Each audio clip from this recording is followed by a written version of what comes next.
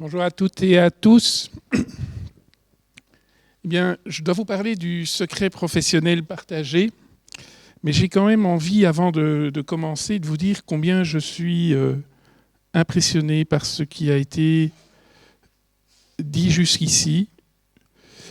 Je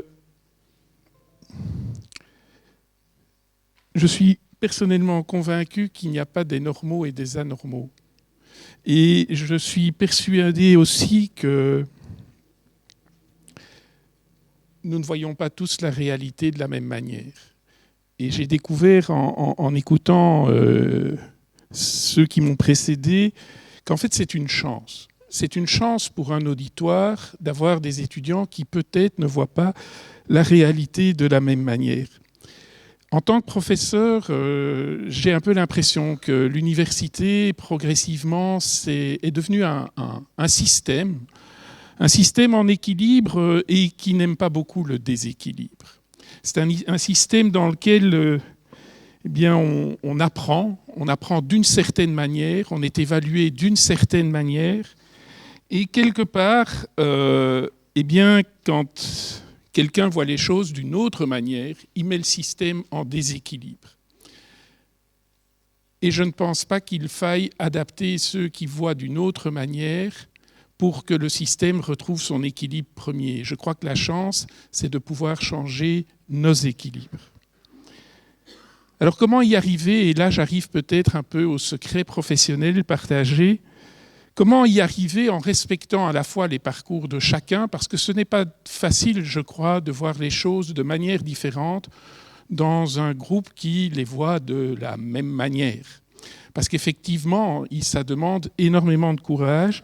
Et je pense que c'est un peu aussi à nous, les professeurs, d'offrir ces occasions. Il y a 35 ans, je quittais l'université et je vous avoue que j'aurais aimé avoir un statut PEPS. Je pense que je l'aurais obtenu. Ça n'existait pas, mais j'ai eu l'un ou l'autre professeur qui m'a écouté, dont celle qui est devenue la promotrice de ma thèse de doctorat, et qui m'a fait découvrir deux choses.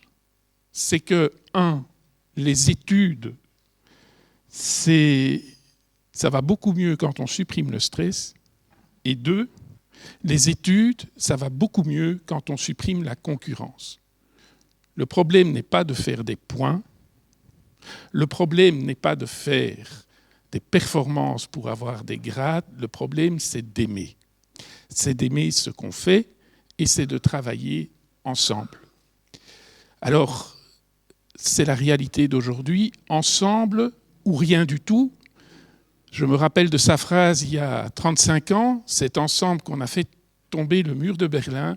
Et quand vous regardez les jeunes d'aujourd'hui qui vont rentrer à l'université, qui n'y sont pas encore, ils ont compris que c'est ensemble qu'on fera changer le climat. Alors, ensemble. Ensemble, et là, on est en plein dans le secret. On est en plein dans le secret, parce que si on est ensemble, quelque part, on doit faire fi du secret. Alors, qu'est-ce que c'est un secret ? Bien, un secret, c'est quelque chose qui se joue à trois. Qui se joue à trois, c'est-à-dire, d'une part, celui qu'on appelle en langage déontologique ou juridique le client ou le patient, d'autre part le professionnel, et puis les tiers. Il n'y a pas de secret entre le professionnel et son patient. On se dit les choses, on se les confie. Celui qu'on appelle le maître du secret partage son secret avec le dépositaire du secret. Et alors, il y a les tiers. Le maître du secret peut partager ses secrets avec les tiers. Un enfant peut parler à ses parents, à ses amis.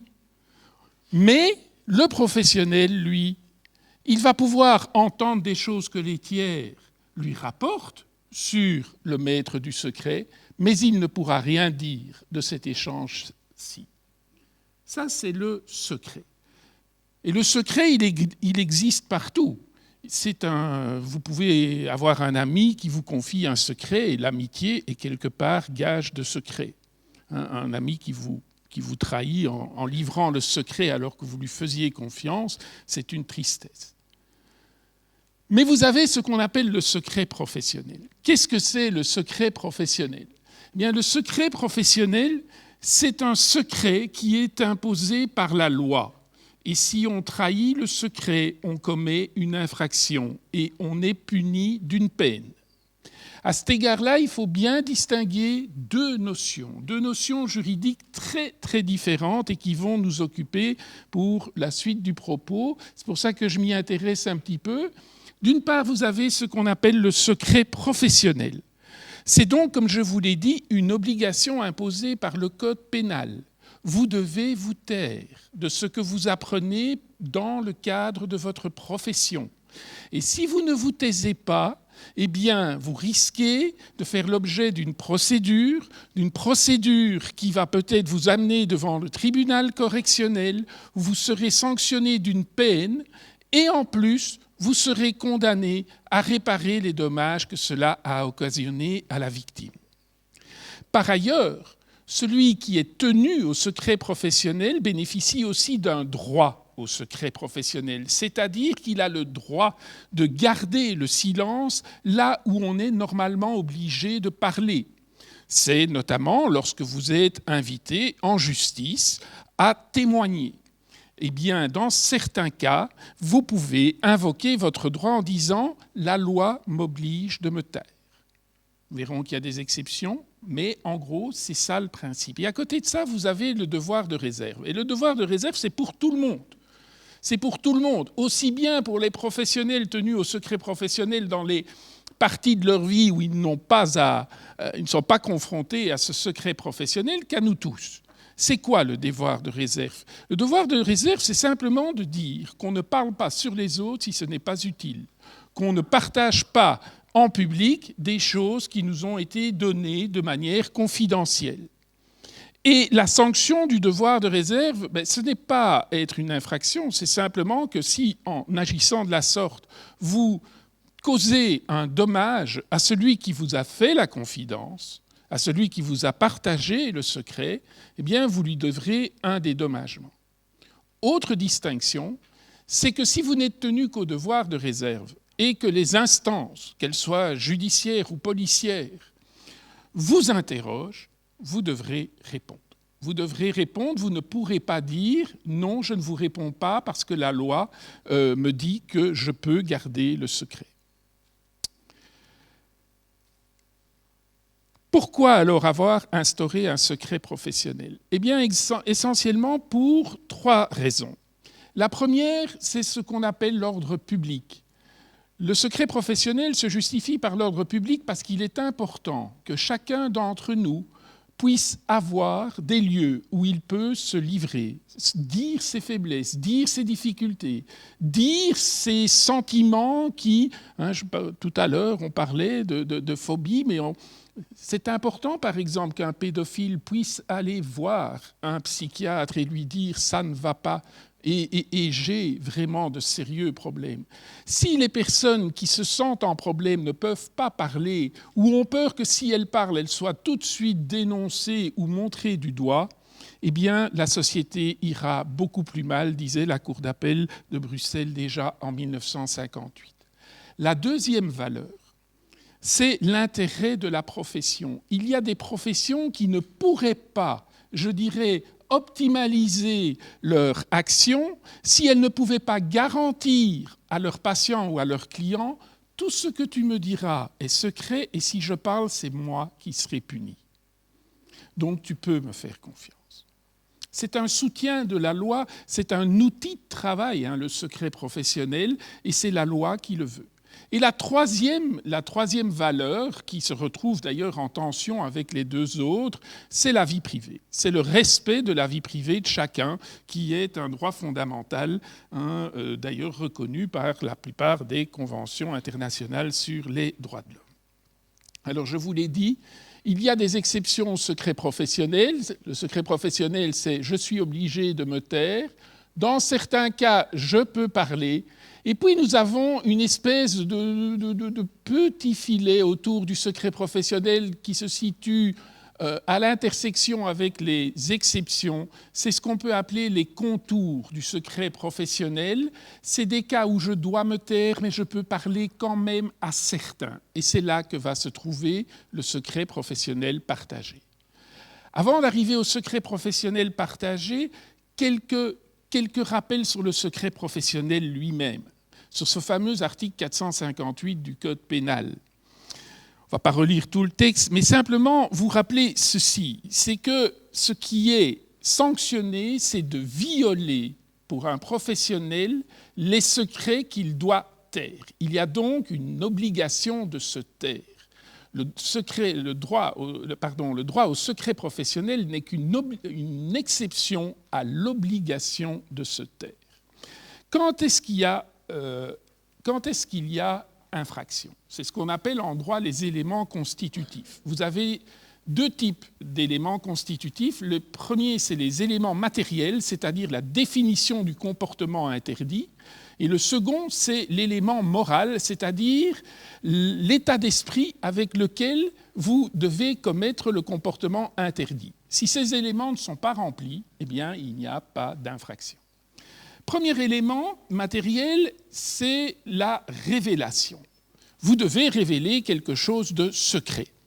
Vous devez révéler quelque chose de secret et la révélation, elle peut être totale ou partielle, elle peut avoir lieu par quantité de moyens. Il ne suffit pas il n'y a pas seulement le fait de la parole. Vous pouvez très bien révéler certaines choses en laissant traîner des documents, en ayant parfois des mimiques de réponse quand vous entendez parler sur quelqu'un, etc. Tout ce qui peut faire connaître quelque chose de secret ou deviner quelque chose de secret est visé par la révélation. Élément second, au niveau des éléments constitutifs, deuxième élément constitutif, c'est qu'il faut que la personne soit tenue au secret professionnel. Et là, évidemment, c'est important de savoir qui est tenu au secret professionnel. Alors, on devrait même parler de secret professionnel plutôt que du secret professionnel, parce que vous allez voir que des personnes, il y en a beaucoup. Il y a d'abord ceux qui sont cités par l'article 458, ils sont très peu nombreux. En fait, c'est toutes des personnes du monde médical. Pourquoi ? Parce que le secret professionnel trouve son fondement originaire, historique, dans le monde médical. C'était au départ d'ailleurs de la clandestinité. C'est ceux qui découpaient les cadavres dans les caves, qui gardaient le secret pour ne pas se faire attraper et ne pas terminer sur les bûchers ou être pendus. C'est de là que vient le secret professionnel. Après, c'est devenu un moyen de respecter le patient. Mais ça a d'abord été un moyen de garantir la profession et permettre à la profession de faire à quoi elle était destinée. En gros, dira la Cour de cassation, toute personne qui a besoin du secret pour travailler, que ce soit pour sa profession ou pour son état. Alors par état, on entend par exemple les conseillers laïcs, les prêtres, ce sont des états de vie. Tout qui a besoin du secret pour pouvoir exercer sa profession est tenu au secret professionnel, c'est-à-dire de taire ce qui lui est confié. Alors, vous avez des techniques. La première technique que va utiliser le législateur, qui est assez facile, c'est de dire telle et telle profession, dans des lois qui ont suivi le Code pénal, sont tenues par l'article 458. Ça, c'est très facile. Après, et c'est là que nous allons rencontrer une des catégories qui va nous intéresser, c'est le législateur, dans des lois, dit telle catégorie doit respecter le secret professionnel. Mais elle ne dit pas nécessairement que c'est lié à l'article 458. Or, en droit, nous avons un principe, c'est que le Code pénal s'apprécie de manière restrictive. Pour garantir la liberté de tous, on ne peut y porter atteinte que lorsqu'on est prévu dans le texte. Et lorsqu'on dit quelqu'un est tenu au secret professionnel, on ne dit pas quelqu'un est tenu à l'article 458 du Code pénal. Donc, il n'est pas certain qu'il soit vraiment tenu au secret professionnel, entendu comme on l'entend dans le monde des juristes. Parce qu'il y a beaucoup de codes de déontologie qui parlent aussi du secret professionnel et qui en ont souvent une acception beaucoup plus étendue.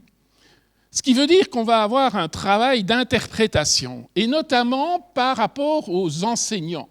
par rapport aux enseignants du secondaire, la loi dit, ils sont, alors vous avez le texte ici, les membres du personnel ne peuvent révéler les faits dont ils auraient eu connaissance en raison de leur fonction et qui auraient un caractère secret. Ça ne correspond pas du tout à la définition de l'article 458.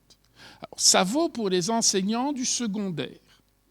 Alors, reprenons à partir de là le critère de la Cour de cassation qui dit « Tout qui a besoin du secret pour exercer sa profession est tenu au secret professionnel. » Mais la profession d'un enseignant, c'est avant tout d'enseigner. Et je n'ai pas besoin du secret professionnel pour enseigner, d'autant plus qu'avec notre manière d'enseigner, on écoute peu les étudiants, il n'y a que le prof qui parle. C'est ce que je fais depuis quelques minutes d'ailleurs. Donc, pour enseigner, le prof n'a pas besoin du secret professionnel, donc il ne serait pas tenu au secret professionnel. Sauf que ces dernières années, on voit aussi les professeurs être embarqués dans des processus qui ne se limitent pas à l'enseignement. Vous allez avoir des relations avec le PMS. Dans certains cas, vous allez avoir des relations avec le secteur de la santé mentale, notamment lorsqu'il va falloir faire des choix entre les types d'enseignement. Et puis alors, vous avez aussi des collaborations entre les écoles et les services d'aide à la jeunesse pour toute une série de jeunes qui sont en difficulté. Et donc la question est de savoir si ces professeurs qui sont aussi devenus petit à petit des confidents des élèves, qui vont signaler certaines choses. Vous avez beaucoup d'affaires de pédophilie pour les mineurs qui arrivent aux autorités judiciaires par l'intermédiaire des professeurs qui sont les premiers à entendre des élèves qui viennent se confier. Question, est-ce que dans ces nouvelles, entre guillemets, missions, les enseignants du secondaire seraient tenus au secret professionnel? C'est la bouteille à encre aujourd'hui. Ça, c'est le problème des juristes, c'est qu'ils ne sont jamais d'accord entre eux. Et que donc, il y en a qui vous diront oui, d'autres qui vous diront non. Mais nous ne sommes pas dans l'enseignement secondaire. Et en ce qui concerne les professeurs du supérieur, la loi ne dit rien. Alors, c'est pour ça que je vous parle un peu du secondaire, parce qu'il faudra un peu réfléchir par rapport à ce critère. Vous avez d'autres professions où la loi ne va rien dire à propos de ces professions quant au secret professionnel, mais où la jurisprudence est venue dire que, vu la nature de la profession, c'est certain qu'ils étaient tenus au secret. Alors, je vous ai mis en fuchsia là, les professions qui sont susceptibles de nous concerner par rapport à notre réflexion d'aujourd'hui. Vous voyez, professions médicales et paramédicales qui ne sont pas visées dans l'article 458, les psychologues, les travailleurs sociaux, les éducateurs, et puis tous ceux qui travaillent avec quelqu'un qui est tenu au secret professionnel. La secrétaire, la personne qui vient nettoyer les bureaux, le stagiaire, toutes ces personnes sont soumises au même régime que celui qui est tenu au secret professionnel. Troisième élément constitutif, c'est une information apprise dans le cadre de la profession. Il est évident que si vous n'apprenez pas l'information dans le cadre de la profession, vous n'êtes pas tenu au secret professionnel. Si vous apprenez des choses via les médias, si vous apprenez des choses via un tiers, vous n'êtes pas tenu au secret professionnel, quoique. Parce que si le tiers vous dit une série de choses dont vous ne pourriez parler que en parlant aussi de ce que vous a confié votre patient ou votre client, ça va tomber dans le champ du secret professionnel. Il ne faut pas non plus oublier que votre profession, vous l'exercez pendant un temps, le jour où ça se termine, vous êtes toujours tenu au silence sur ce que vous avez appris pendant votre profession. Et si votre patient ou votre client décède, vous restez aussi toujours tenu au secret professionnel. L'élément moral. L'élément moral, c'est quoi? C'est l'état d'esprit qu'il faut avoir lorsqu'il y a révélation de quelque chose appris dans le cadre de la profession. Et cet élément moral, c'est ce qu'on appelle le dol général. Ça veut dire la simple volonté de révéler. Donc, vous révélez sans but précis, sans mobile précis, vous êtes coupable de l'infraction. Par contre, dans votre sommeil, vous parlez et à cette occasion-là, vous racontez la consultation que vous avez faite pendant la journée. Nos problèmes, vous n'êtes pas conscient, vous ne le voulez pas. Vous oubliez dans votre voiture la farde avec les dossiers et on vous vole la voiture. Donc, on pourra connaître les dossiers. On a eu une fameuse affaire de chantage comme ça, à propos d'un médecin qui avait oublié sa mallette avec tous des dossiers de personnes atteintes du sida. Et le voleur de voiture s'était rendu compte qu'il allait se faire plus d'argent en vendant la voiture, en contactant les épouses des personnes qui avaient le sida, qu'en vendant la voiture. Et donc, vous voyez le genre de choses que ça peut donner. Mais on a considéré que ce médecin n'avait pas violé le secret professionnel en oubliant sa mallette dans la voiture. Alors, les peines ont été augmentées récemment. Aujourd'hui, si vous violez le secret professionnel, ce n'est plus un maximum d'1 an, c'est un minimum d'1 an de prison jusqu'à 3 ans. Et vous voyez que les amendes sont assez chères également. Ceci étant, je peux vous dire que c'est l'infraction qui est quasiment la moins poursuivie du code pénal. Ce qui veut dire aussi qu'on ne respecte pas le secret professionnel par peur du gendarme, mais plutôt par intérêt, parce que c'est une méthode de travail. Alors, venons-en au secret professionnel partagé, qui est en fait une invention des travailleurs de terrain, qui se rendent compte qu'aujourd'hui, on ne travaille plus seul, on travaille ensemble. Alors, c'est comme les études, on devrait les faire ensemble, mais sur le terrain, on travaille en équipe, on travaille ensemble. Et le secret professionnel va impliquer qui ? D'abord, bien entendu, le principal intéressé, on va dire chez nous ici, l'étudiant. Vous voyez qu'il étudie de manière extrêmement assidue. Vous avez à côté le professionnel, et ils échangent entre eux. Donc, ils communiquent, l'étudiant, une série de choses secrètes aux professionnels. Ah non, pardon, excusez-moi, ça, c'est pas le bon schéma, je n'ai pas compris. On a toujours notre étudiant, mais qui va s'adresser à une équipe. Puisque vous savez aujourd'hui que la plupart de l'aide est donnée par des équipes qui sont généralement même pluridisciplinaires.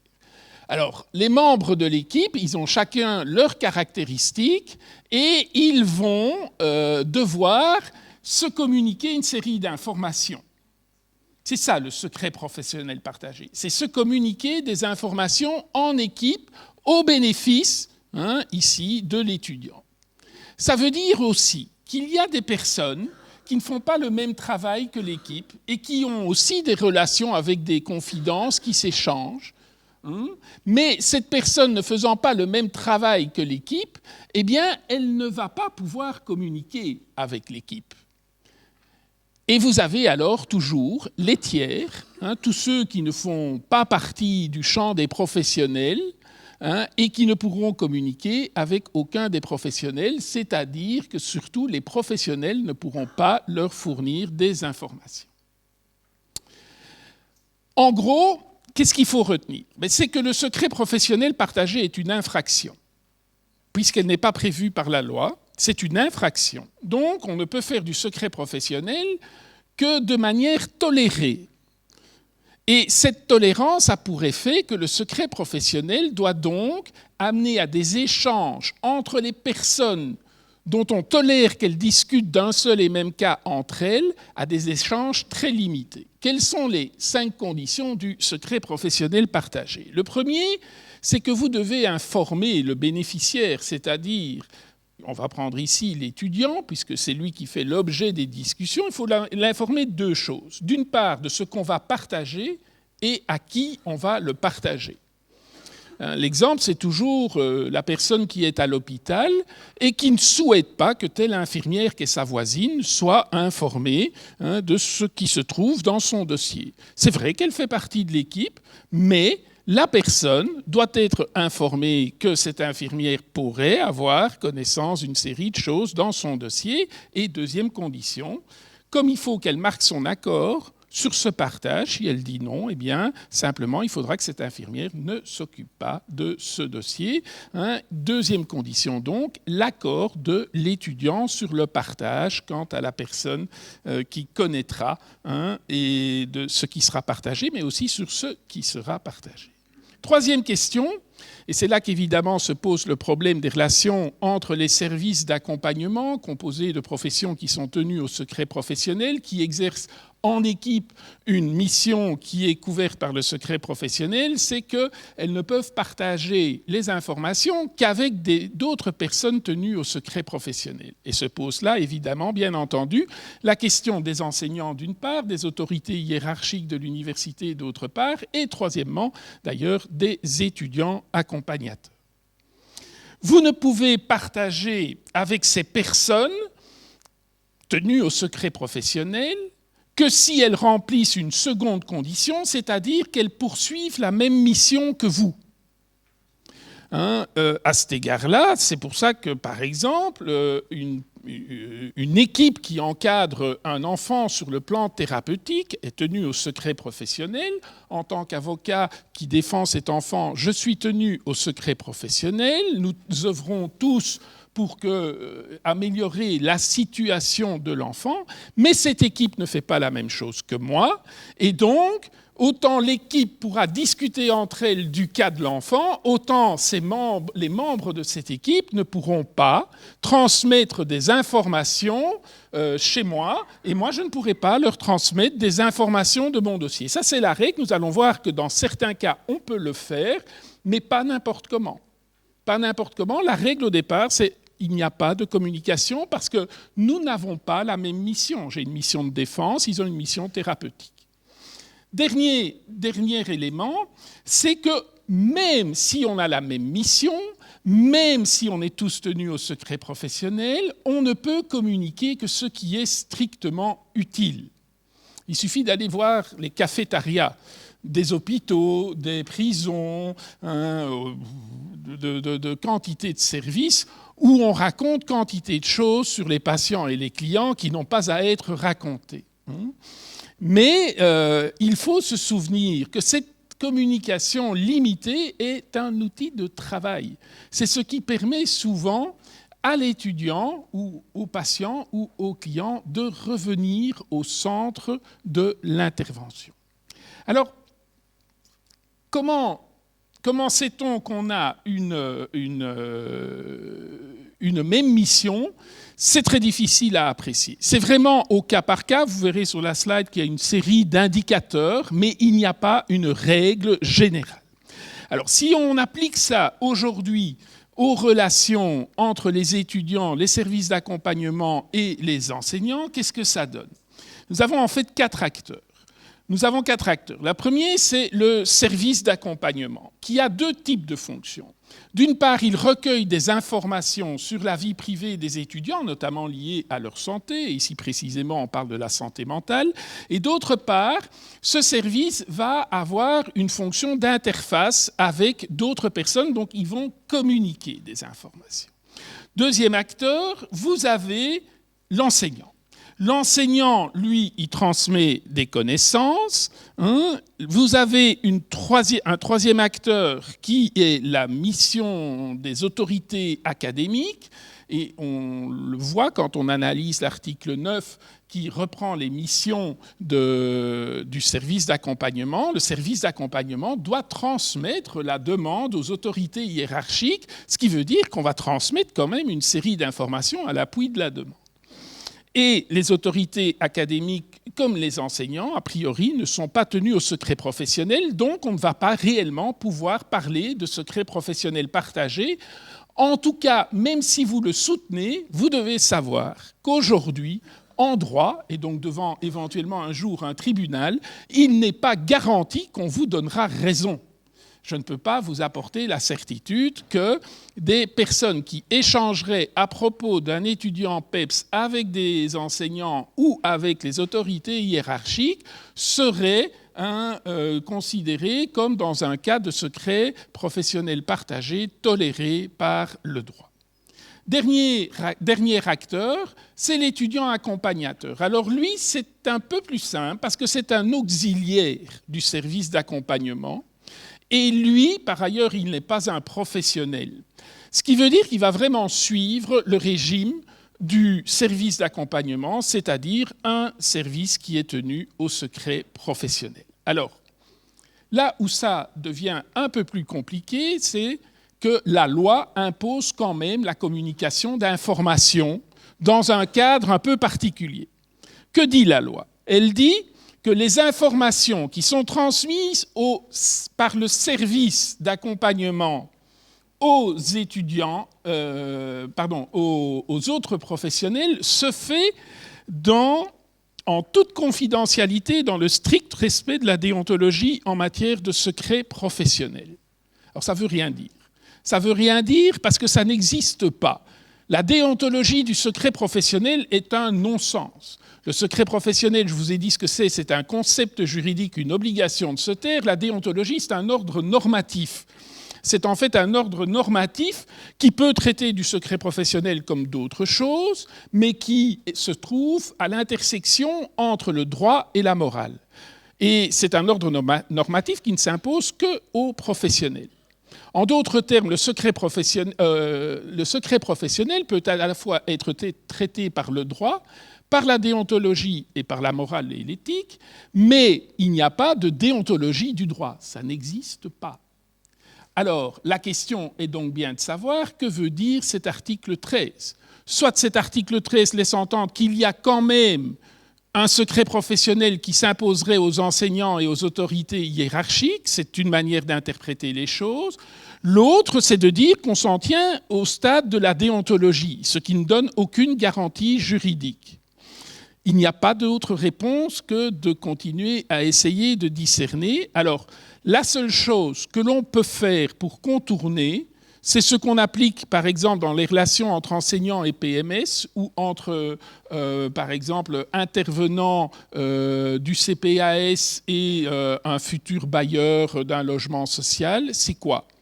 Mais c'est en fait de remettre la personne au centre, de remettre l'étudiant au centre et de permettre à l'étudiant de communiquer lui-même les informations ici aux enseignants et donc de faire des réunions où on triangule et où le professionnel est un soutien, mais où l'étudiant est présent. D'un point de vue juridique, c'est la manière la plus, entre guillemets, sécure de travailler. Là, vous êtes certain que vous n'êtes pas dans le champ d'une éventuelle violation du secret professionnel. Mais si vous aimez le risque et si vous aimez les vies risquées, eh bien alors, il faut vous mobiliser pour vous dire non, les enseignants aujourd'hui, dans certaines fonctions, eh bien, ils sont tenus au secret professionnel. Et je pense d'ailleurs que si vous agissez comme toute personne tenue au secret professionnel, vous ne devriez sans doute pas avoir peur parce que, d'une certaine manière, vous recevriez les informations utiles à votre mission d'enseigner sur l'étudiant. Et finalement, ces informations sont fort limitées. Je pense que les enseignants doivent apprendre à cet égard-là qu'ils ne doivent pas tout savoir, ils doivent savoir juste ce qui est nécessaire pour adapter leurs exigences pédagogiques, leur manière de faire à certains étudiants qu'ils ont la chance d'avoir parce qu'ils regardent les problèmes d'une autre manière. Et je pense quand même que si à l'université, nous ne pouvons pas nous rendre compte que c'est sans doute la plus belle manière de découvrir ce que nous ne connaissons pas encore, c'est d'écouter celui qui regarde les choses autrement que moi, eh bien, on a manqué une chance. Donc le secret professionnel partagé, qu'il soit permis ou qu'il soit interdit, est de par cette question même la chance, une chance en tout cas d'aller plus loin. Je vous remercie.